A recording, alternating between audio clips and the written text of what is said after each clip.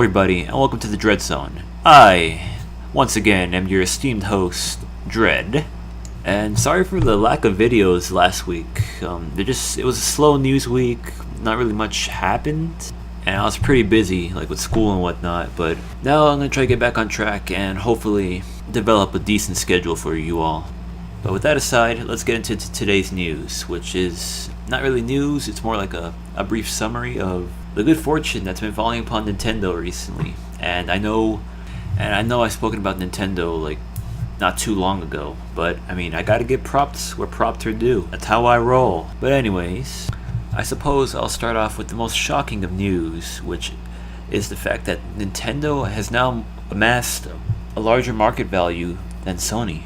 More specifically, Sony being valued at $46.3 billion compared to Nintendo's $54.6 billion, which isn't too shocking considering that Sony is a much larger division, and the only division that's really making, a big splash is the PlayStation. Every other part of Sony is just, not doing too good. Although Nintendo, on the other hand, they're focused all about gaming, so whenever they make a profit, the whole company wins. Unfortunately for Sony, that's not the case. Quite interesting to see this. It's been a few years since Sony has been toppled.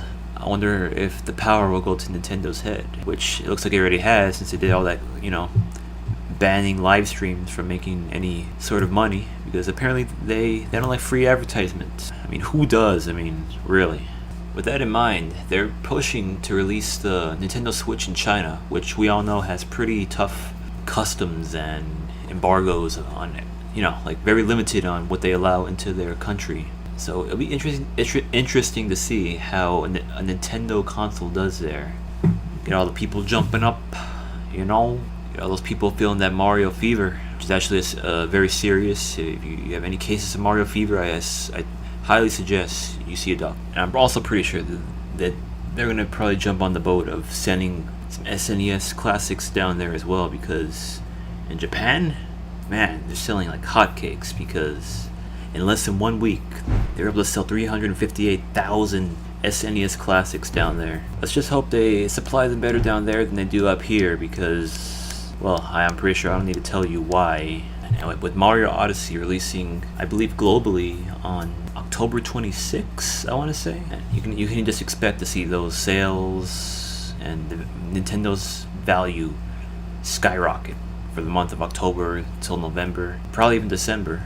All I can say is that I hope I can get my hands on a Switch come this Black Friday. Fingers crossed, fingers crossed. Sorry for the shorter video, guys. I really didn't have too much to talk about, in all honesty. Just like the highlights, I guess, of, Nintendo being Nintendo. And hopefully, when slow news weeks do happen like this, maybe, I don't know, I can do the top 10s or something to fill in the gap, Give me your thoughts in the comments below, like what I could possibly, do besides news, stuff to fill in the gaps. This has been Dread from the Dread Zone, signing off. Thank you for your patience. Have a good one.